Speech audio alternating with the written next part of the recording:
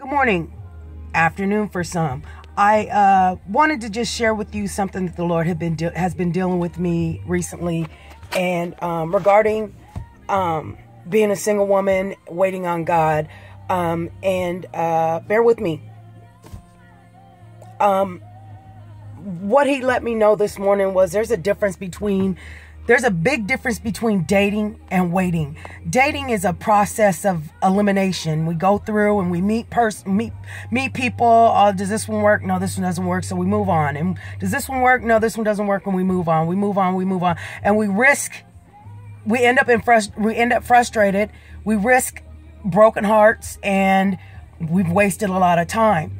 But when it comes to waiting, we're waiting on God, and that involves a series of rejection, in a sense, where we reject. This one comes along and we reject it because, nope, he's not for me. Nope, you're not from God. Nope, this isn't the one. Nope, we can just stop dead in our tracks. And in a sense, we are rejecting. We might not necessarily be rejecting that person, although we could be, but we're rejecting the situation, I guess we could say.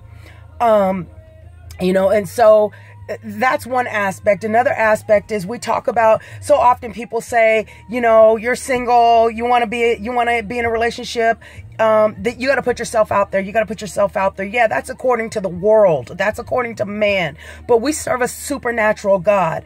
And so, to put ourselves out there, to make our presence known, that's a natural thing. But again, we serve a supernatural God. And we also often, talk about how, the whole story about Ruth and Boaz. And, the truth of the matter is, Ruth manipulated her way into Boaz's life.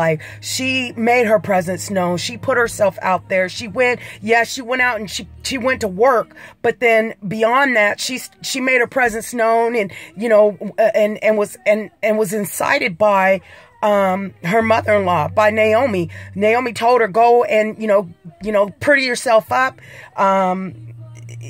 get yourself smelling all good, and then go lay at his feet. Now, what man is going to resist a woman laying at his feet? He going to wake up in the middle of the night and find a woman laying at his feet.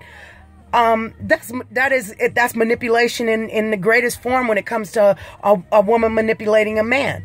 But we often overlook the fact that, again, we serve a supernatural God. We often overlook the fact that the very first relationship, the very first marriage was Adam and Eve, and God's hand was in that from the jump. He worked his supernatural miracle in order for Eve to even be, and he made her specifically for Adam, and that he took Adam's rib, put him to sleep, took Adam's rib, and made Eve. There's no other way that man could manipulate that. There's no other way that Eve could be without God's hand in it. And so, we often talk about we're waiting on God. We're waiting on God. Well, if we're waiting on God, what do we need to put ourselves out there for? We don't. We just need to wait on God and just be and let God do his thing. Lastly, the word tells us that he who finds a wife finds a good thing. Okay, going back to putting ourselves out there. Well, I don't know about you, but usually when I'm trying to find something, if I find something, that means I'm looking for it. I'm trying to search here and there. And, if I lose my keys, if I'm trying to find my keys, I got to go looking and digging. And it requires some work. Well, a man who's going to find a wife, that means he's looking for her. That doesn't mean we don't put ourselves out there and we're standing right in front of his face.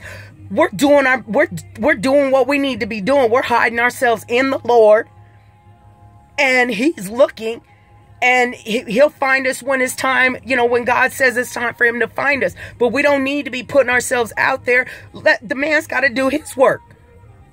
So, we can choose to be, in a relationship and work the natural and end up being frustrated and go date and go through the process of elimination and end up dealing with frustration.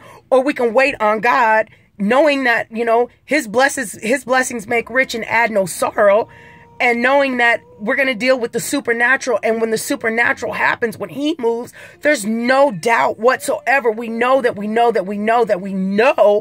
that person has been chosen for us, and that we women have been created specifically for that man. So I don't know about you.